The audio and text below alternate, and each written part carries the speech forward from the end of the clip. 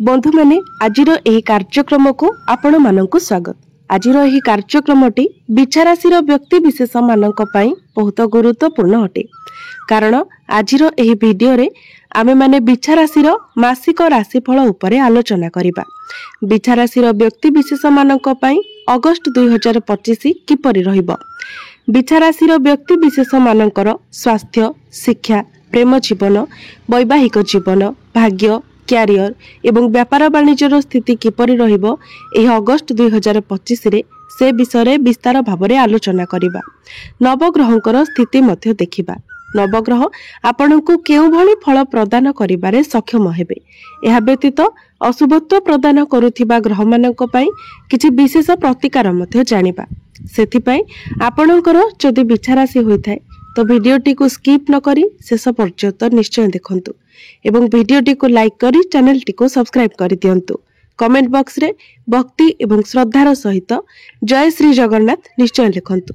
तो बंधु माने आसंतु आरंभ करिबा आजिर एही कार्यक्रम को जहा आपनकर जन्म राशि तथा चंद्र राशि उपरे आधारित अटे।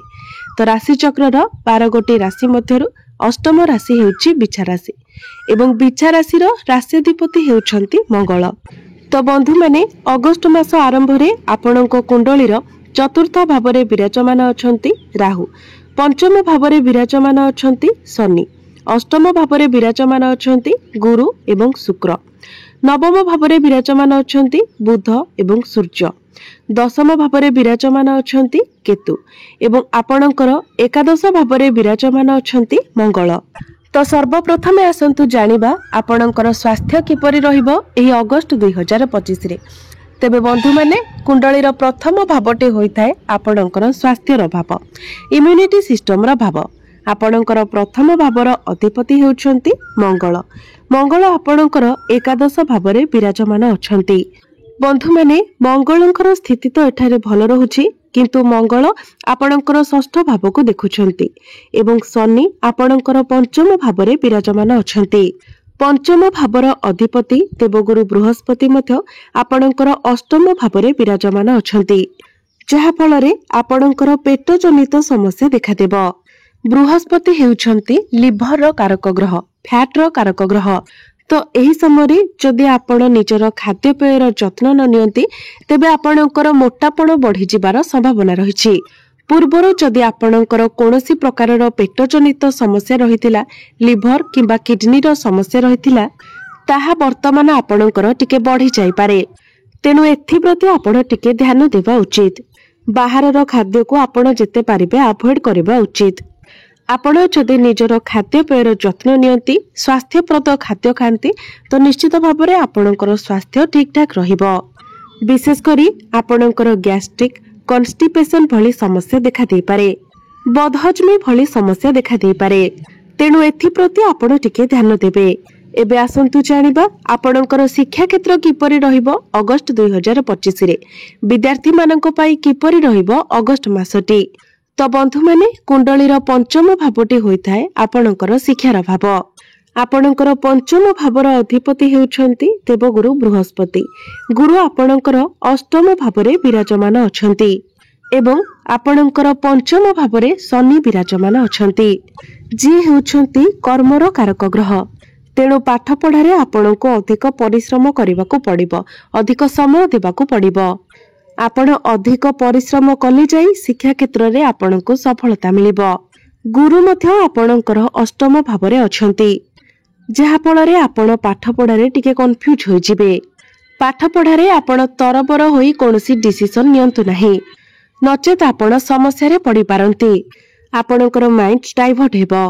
बेले बेले आपणकर मन पाठ पढ़ारे लागिबो नाही, कारण अष्टम भावटी को कुंडली रे भल बोली माना जाय न थाए।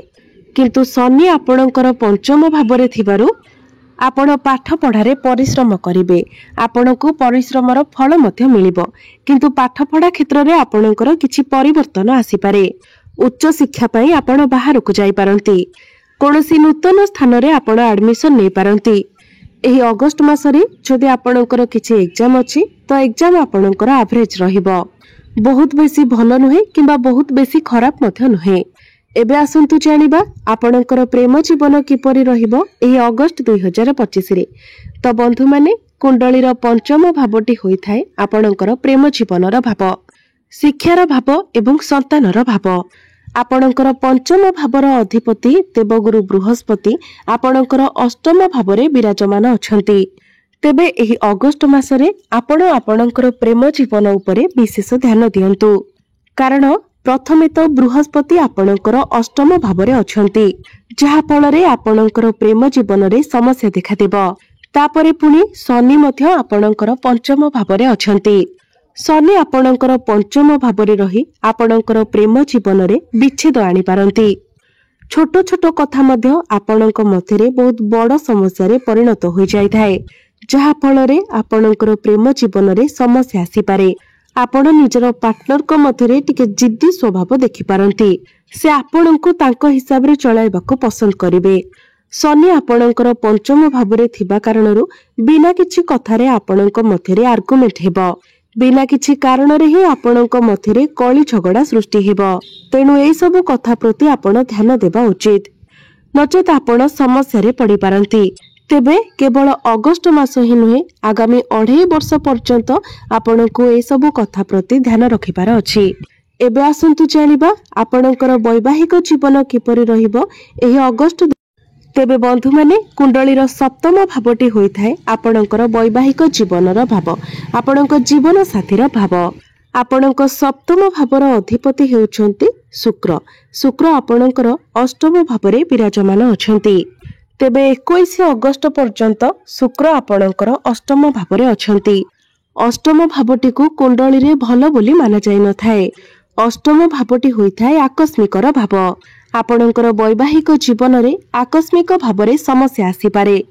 आर्गुमेंट, मनमनांतर भली परिस्थिति आसी पारे। आपण बाहर को केवड़े जाइथिबे एवं हठात करी आपणक मध्यरे कली झगड़ा होई जाय पारे, किंबा आपण कोनोसी काम करुथिबे एवं एही समय आपणक मध्यरे हठात मनमनांतर होई जाय पारे। एहा केवल 21 अगस्त पर्यंत। किंतु 21 अगस्त परे शुक्र आपणकर भाग्य भाव को नवम भाव को चलन करिवे। एहा परे आपणकर वैवाहिक जीवन रे जहाँ भी किछि समस्या चालुथिबो से सब दूर होइछिबो। आपणक मध्यरे भल पाइबा बढ़िबो। आपणक मध्यरे तालमेल ठीक रहिबो। भ्रमण सुख आपणको प्राप्ति हेबो। तो 21 अगस्त परे आपणकर वैवाहिक जीवन बहुत भल रहिबो। एबे आसंतु जानिबा सबुठारो गुरुत्वपूर्ण विषय वस्तु आपणकर भाग्य, क्यारियर एवं व्यापार वाणिज्यर स्थिति किपरि रहिबो एही अगस्त 2025 रे। आपणकर नवम भावर अधिपति हेउचंती चंद्रमा, जे कि प्रति 2 दिन रे निजर राशि परिवर्तन करिथांती। तेबे अगस्त मासरे आपणकर नवम भावरे बुध एवं सूर्य विराजमान अछंती एवं नवम भावरे बुधादित्य राजयोगर निर्माण करुछंती। आपणकर लग्नर अधिपति मंगल मध्य आपणकर एकादश स्थान रे लाभ स्थान रे विराजमान अछंती। तो अगस्त मासरे आपणकर भाग्य बहुत भल रहिबो। तेबे कार्य रे टिके विलंब होई पारे, कारण गुरु आपणकर अष्टम भावरे अछंती। किंतु अगस्त मासरे जदि आपण किछि बड़ कार्य आरंभ करबा पई चाहुचंती, किछि नुआ योजना करूछंती, तो सेथिरे आपणको सफलता मिलिबो। कोनोसी शुभ मांगलिक कार्यर आयोजन मध्य होई पारे। आपण किछि भूमि, गाड़ी, प्रॉपर्टी, नूतन गृह इत्यादि निर्माण करि पारंती। 21 अगस्त परे शुक्र आपणकर नवम भावको अर्थात भाग्य भावको चली आसीबे, जहा फलरे आपण एही 21 अगस्त परे किछि नूतन जानवाहन किंबा भूमि किंबा कोनोसी प्रॉपर्टी रे डील करि पारंती। तो अगस्त मासरे आमे जदि देखिबा तो आपणकर भाग्य 80% भल रहुछि। चिंता करिबार सेमिति किछि आवश्यकता नाही। एबे आसंतु जानिबा आपणकर क्यारियर किपरि रहिबो एही अगस्त 2025 रे। तो बंधु माने कुंडलीर दशम भावटी होइताय आपणकर क्यारियर भाव। आपणकर दशम भावर अधिपति हेउछंती सूर्य। सूर्य आपणकर नवम भावरे विराजमान अछंती, बुधଙ୍କ सहित अछंती। तेबे आपणकर दशम भावरे केतु विराजमान अछंती। कामरे तो आपणको सफलता मिलिबो, किंतु कामरे आपण डिसैटिस्फाइड रहिबे। किंतु 17 अगस्त परे सूर्य जेतेबेले आपणकर दशम भावको चली आसीबे, बुध मध्य आपणकर दशम भावको चली आसीबे, सेतेबेले आपण आपणकर क्यारियर रे बहुत अधिक उन्नति करिवे। समाज रे आपणको मान सम्मान प्राप्ति हेबो। जो माने बेरोजगार अछंती सेमानंकु नूतन कर्म मध्य प्राप्ति हेबो। तेणु आपण निजर चेष्टा जारी रखंतु। आपणको निश्चित भाबरे सफलता प्राप्ति हेबो।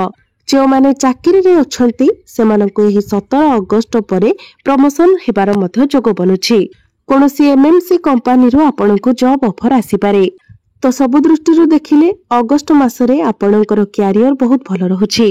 क्यारियर को नहीं चिंता करिवार कोनोसी आवश्यकता नहीं। जदि आपणकर कोनोसी टार्गेट रहिछि तो टार्गेट आपणकर कंप्लीट होई जिवो। आपणक निकट को नुआ नुआ काम आसी पारे। व्यापार वाणिज्य कथा जदि कहिबा तो 17 अगस्त परे आपणकर व्यापार वाणिज्य बहुत भल रहिबो। आपण आपणकर बिजनेस रे ग्रोथ देखिबाको पाइबे। किंतु अगस्त मास आरंभ रे आपणको आपणकर व्यापार वाणिज्य क्षेत्र रे टिके समस्या देखिबाको मिली पारे। किंतु शुक्र जतेबेले आपणकर नवम भाव को चली आसीबे सेतेबेले आपण आपणकर व्यापार वाणिज्य रे लाभ देखिबाको पाइबे। आपणकर डेली इनकम बढ़िबो। आपणकर फाइनेंशियल ग्रोथ हेबो। आपण किछि नूतन व्यापार वाणिज्य मध्य आरंभ करि पारंती। एबे आसंतु जानिबा किछि प्रतिकार विषय जो प्रतिकार गुड़िक करने द्वारा आपण को अधिक मात्रा रे शुभ फल प्राप्ति हेबो एवं जहाँ सब अशुभत्व रहुछि से गुड़िक खंडन होइजिबो। तेबे गुरुंकर स्थिति जेहेतु टिके खराब रहुछि तेणु आपण प्रत्येक दिन गुरुंकर प्रतिकार स्वरूप गुरुंकर बीज मंत्र 108 थर जप करंतु। एहा व्यतीत प्रत्येक दिन आपण हनुमान चालीसार पाठ करंतु एवं प्रत्येक दिन आपण सूर्य को जलार्घ्य अर्पण करंतु। आपणको शुभ फल प्राप्ति हेबा सहित आपणकर भाग्य रे मध्य उन्नति आसीबो। तेबे बंधु माने आपणकर जीवन मंगलमय हेउ एहा ही ईश्वरंक निकटरे मोर प्रार्थना।